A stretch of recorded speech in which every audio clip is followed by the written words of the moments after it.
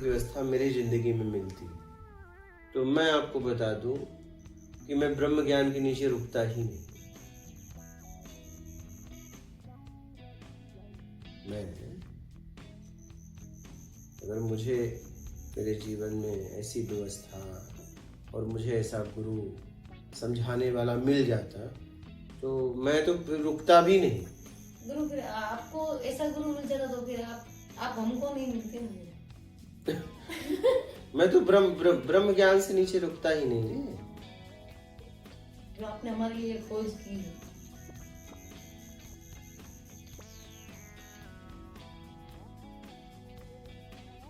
बता कि मुझे बस मेरा आत्मिक कल्याण करना है ठीक?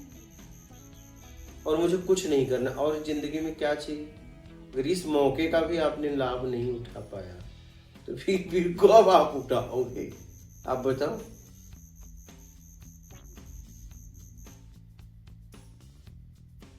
कब?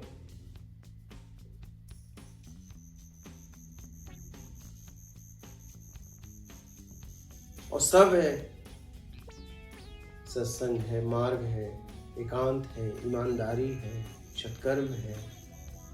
अब नहीं करोगे तो कब करोगे भाई? अब क्या चाहिए? अब क्या चाहिए बताओ?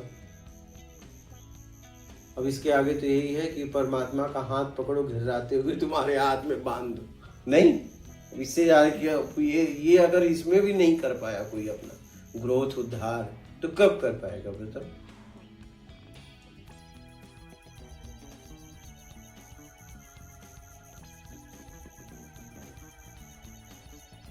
अपने उद्धार कल्याण के लिए आखिर क्या चाहिए? ललक चाहिए। अब ललक तो तुम पैदा करो, व्यवस्था क्या चाहिए? जब अगर ललक लगी तो फिर व्यवस्थाएं हो ना हो उससे क्या फर्क पड़ जाएगा? ललक के लिए क्या किया जाए? ललक के लिए सत्संग सुनो, ललक के लिए पक्का करो कि यही चाहिए। व्यवस्थाएं बहुत मायने रखती हैं, व्यवस्थाएं बहुत मायने रखती हैं। आपको सीधा मिल गया इसलिए नहीं समझ में आ रहा है, मुझसे पूछो। व्यवस्थाएं बहुत मायने रखती हैं, ऐसा नहीं। आपकी तेज ललक मायने रखती है। वो व्यवस्थाएं ना होती हुई भी शरीर कितने भी कष्ट आए वो पहुंचा दिया, लेकिन भ्रमित जो करती हैं कि ललक नहीं होती और ऐसे निकल जाते हैं तो होता है। तो अब ललक नहीं है तो भाई देखो वो बात अलग है, लेकिन व्यवस्थाओं का हमारे जीवन में, सत्संग का, व्यवस्थाओं का बहुत महत्व है। वो आप समझ पाते हो, लेकिन हाँ, मुझे ये उल्टी बात भी दिखती है। अगर जहाँ व्यवस्थाएं अगर ऐसे मिल गई और ललक ही नहीं है तो व्यवस्थाएं भी तो उसका कुछ नहीं होगा, कोई मतलब नहीं है फिर।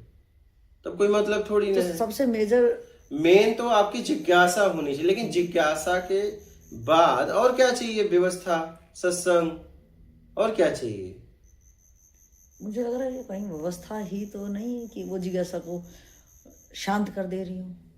नहीं, जिज्ञासा को जब तक लक्ष्य नहीं मिलेगा तब तक वो शांत नहीं होगा। व्यवस्थाएं कभी जिज्ञासा को शांत नहीं कर सकती, कभी नहीं, कभी नहीं। व्यवस्थाएं तो सहायक होती, व्यवस्थाएं सहायक होती है। इसलिए ये कुटिया की व्यवस्था है ना, ये किसी राज्य की व्यवस्था नहीं है, ये किसी राज्य की व्यवस्था नहीं है, एक गुरु की व्यवस्था है। हम किस व्यवस्था में रह रहे हैं, किसकी शरण में रह रहे हैं, व्यवस्थाएं किसकी है, ये मायने रखता है। अगर वही व्यवस्था एक राजा की होती तब वो बाधा डाल सकती है। व्यवस्था किसकी है, व्यवस्था किसके द्वारा की जा रही है, वो मायने रखता है। अगर एक मेरा में व्यवस्था है तो वो व्यवस्था बंधन हो जाएगा। अगर तेरा में व्यवस्था है तो वो व्यवस्था सहायक बन जाएगा। व्यवस्था किसके द्वारा की जा रही है, ये है। जैसे बुद्ध के साथ आनंद या और भी रहे तो बुद्ध की व्यवस्था में रहे ना, बुद्ध की व्यवस्था में जिए, उनको उपलब्धि हो गई। गुरु नानक के साथ रहे तो गुरु नानक की व्यवस्था में जिए, उनको उपलब्धि हो गई। गुरु की व्यवस्था कभी बाधा नहीं होती है, सहायक होती है। क्योंकि सबसे शुद्ध व्यवस्था, सबसे शुद्ध भोजन वहीं का होता है।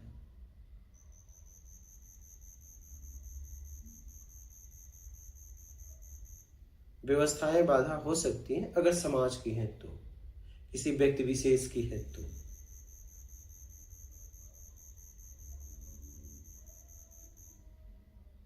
गुरु की व्यवस्था मिल जाए तब तो और सहायक हो जाएगी। क्या गुरु की अगर व्यवस्था मिल जाए, व्यवस्था तो हम कहीं कहीं से लेंगे ना, आप कहीं ना कहीं वस्त्र भोजन तो आपको लेना ही पड़ेगा, चाहे 1 दिन पे लो चाहे 100 दिन पे लो, भोजन तो कहीं ना कहीं से ग्रहण करोगे, वस्त्र कहीं कहीं से लोगे।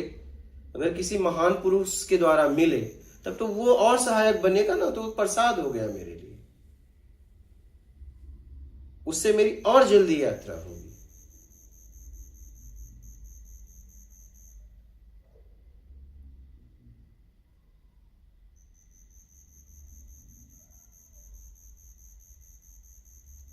तो किसके द्वारा व्यवस्था मिल रही है इसका महत्व है। तो व्यवस्था भी बहुत मायने रखती है, सत्संग भी बहुत मायने रखता है। अब जितना मेहनत बुद्ध को करना पड़ा, आनंद को थोड़ी करना पड़ा। आनंद को बस साथ रहना पड़ा। हाँ?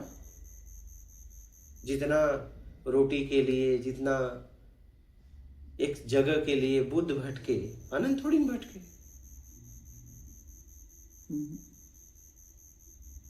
लेकिन अपना अपना कर्म का फल, ठीक है। तो व्यवस्था को भी प्रणाम करना चाहिए,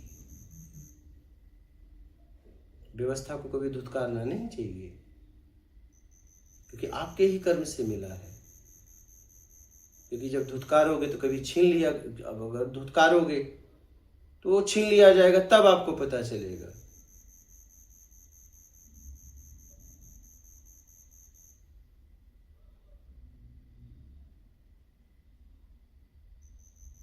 तो व्यवस्था किसके द्वारा है ये मायने रखता है। तो अब आनंद को कितने, अब देखो बुद्ध खोज के बाद आनंद में हुए नहीं, और आनंद में ही जीते जीते पहुंच गए, क्योंकि बुद्ध के साथ रहे। तो अब बताइए,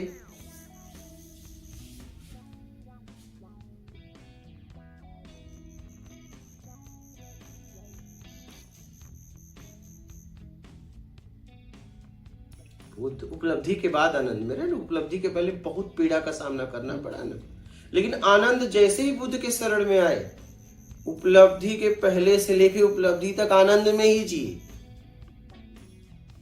बुद्ध के द्वारा आनंद में रहे, और बुद्ध जैसे ही गए, कुछ क्षण के लिए वियोग सहना पड़ा और अपनी उपलब्धि हो गई। तो व्यवस्था का हमें सम्मान करना चाहिए, सत्संग का हमें सम्मान करना चाहिए। अगर मिल गया, वो आपके कर्मों से ही मिला है, लेकिन उसको धुतकारना नहीं चाहिए, उसका सदुपयोग करना चाहिए।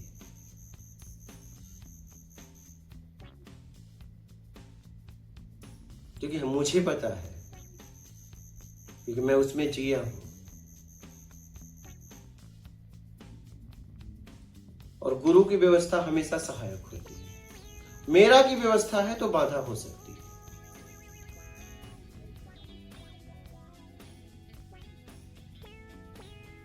कोई मेरा में जी रहा है, अज्ञानता में जी रहा है, अगर उसकी व्यवस्था का उपयोग कर रहे हो उसके पास रहकर, वो बाधा हो जाएगा आपके लिए। क्योंकि वो एहसान भी तो दे रहा है, आप पे एहसान भी तो चढ़ा रहा है। तो अगर गुरु की व्यवस्था मिले तो उस व्यवस्था को प्रणाम करना चाहिए। क्योंकि इतना शुद्ध भोजन तो आपको कहीं से करना ही है ना। तो आपकी यात्रा में अगर आपके पास एक गुरु की व्यवस्था नहीं है खोज में, तो आपको अशुद्ध भी भोजन ग्रहण करना पड़ेगा, लेकिन उसका भी फर्क पड़ेगा। अशुद्ध लोगों से बातचीत करना पड़ेगा, बहुत सारी पीड़ा का सामना करना पड़ता है। तो हमें अगर किसी आत्मज्ञानी के द्वारा सत्संग मिल जाए, व्यवस्था मिल जाए तो उसे प्रणाम करना चाहिए।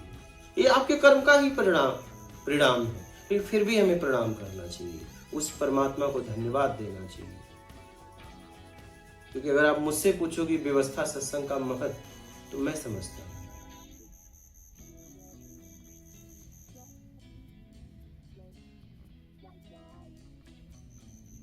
व्यवस्था बहुत मायने रखती है।